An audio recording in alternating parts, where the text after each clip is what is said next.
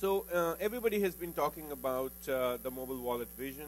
Everybody has been talking about the fact that the mobile wallet is going to replace at least part of your physical wallet. What you carry in your wallet is credentials. Credentials could be of different types. You could have a credit card, a debit card, loyalty card, a journey.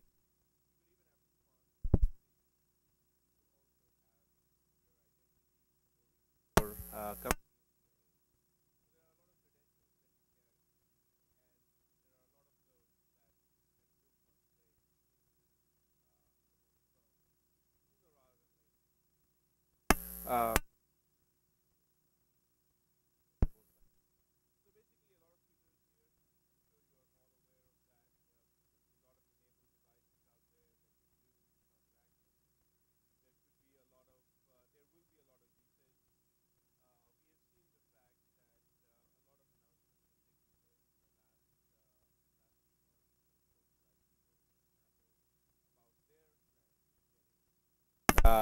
getting into this game. What's really interesting about all of this um, is that we now see this actually happening, unlike 2 years ago where this was just a lot of conjecture, a lot of possibilities, but we now see this happening. I'm fortunate to be part of a trial where Bank of America and Visa have launched a mobile payment program. I was actually able to whip out my Samsung Galaxy S last night, turn on the Bank of America wallet, and pay for my gas fare with my mobile phone using my Bank of America account. So it's out here in New York. We'll talk a little bit more about that program. So it is now, it is here, and it is really coming at a rapid pace. So again, a lot of time has already been spent debating this topic. Who owns the wallet?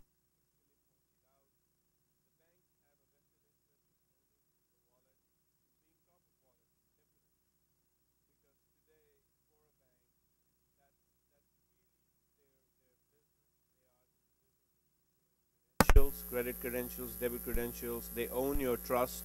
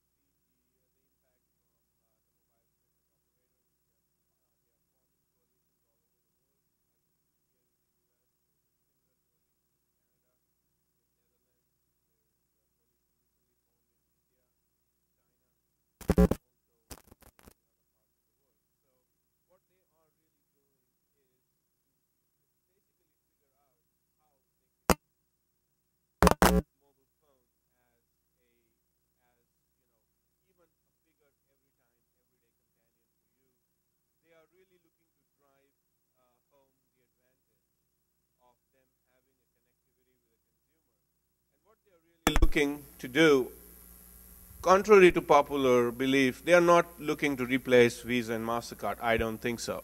In my opinion, what they are doing is grabbing the ownership of the wallet so that they can claim the priority access to the value-added services, the coupons that go on top of being a payment device, the loyalty programs that go on top of it, the rewards program that can go on top of it, the transactional alerts, the fraud control, all the value-added services that go on top of using the mobile just as a payment device is what these mobile operators are out for, because for them, that is actually their business. That is actually where they can use their network connectivity, their control on devices, and the fact that they're always connected with the consumer. And if you look at Google and Apple, this is roughly the same theory. If you look at mobile banking as an example, the technology was there 10 years ago to do mobile banking. You had phones that connected to the internet. You had a browser on the phone. Most banks had a way for you to log into your account remotely. So there was technology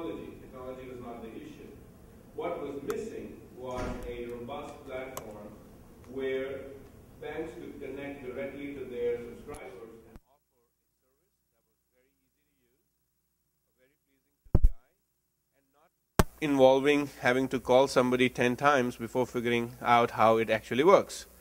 And this is what Google connect directly to their consumers by developing applications, putting it on. So Google and Apple created that platform. And this is what spawned the big growth in mobile banking. All of a sudden, App Store arrives, Android market arrives, all of a sudden you see every bank having a mobile banking application that connects them directly to the consumer.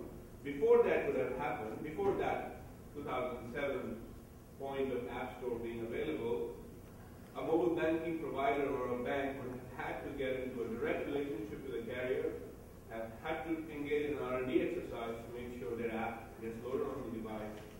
All of that costs a lot of time and money and a lot of business negotiations. With the advent of the App Store, all that went away. So, and you saw the boom in mobile banking. This is what's happening in the mobile payment world. Is Google and Apple are looking to create a platform. And they're not alone. Visa is doing the same, ISIS is doing the same, and there are a bunch of other providers who are looking to do the same, is to create a platform that connects the service provider, which is the bank, to the consumer who wants to use the phone for making payments. And the merchants are an interesting fourth party to this. Starbucks has really come out and launched a nationwide program. Almost all big retailers have some sort of an iPhone application. There is this whole concept of checking in and checking out. Everybody knows checkout because that's where you interact with the merchant and pay for the service that you have purchased. And now is the concept of check-in, where you actually get in the store, you inform the merchant that you are in there. And when you do that, the merchant can then target you with coupons, with rewards, with other services that meet your needs, so that your checkout experience is not only better, but it's also more profitable for them. So that's really what the end goal is for merchants to go on and participate in this. So as an industry consensus, the ways of doing that is being thoroughly researched, and NFC seems to be coming out as the technology that will not only be the platform that connects the banks with their consumers, but also the platform where two major things will be delivered which are essential for a good consumer experience. The first one is security, which is obviously key for financial institutions, for the folks like Visa, MasterCard, American Express, and Discover. And the second thing is the capability of storing multiple credentials. You don't have a wallet if you just have one credit card. You don't have a meaningful wallet if that's all it does. So basically, those two major things that need to be delivered, there is a capability that has been defined by the industry to achieve that, which is NFC. So the next part of my presentation, I'll talk about NFC. I'll talk about how that can be done and how different parts of the ecosystem are going about that. Obviously,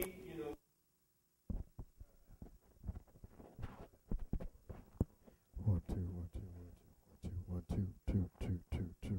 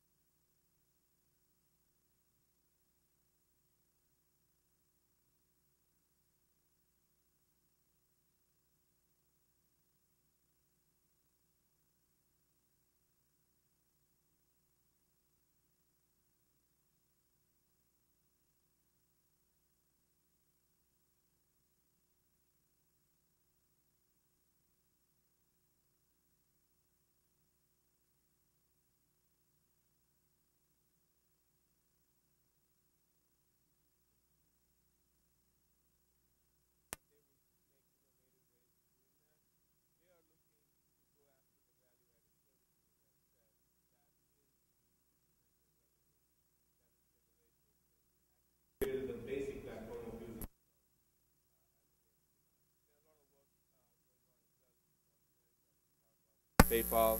In Europe, there's a lot of movement. Visa has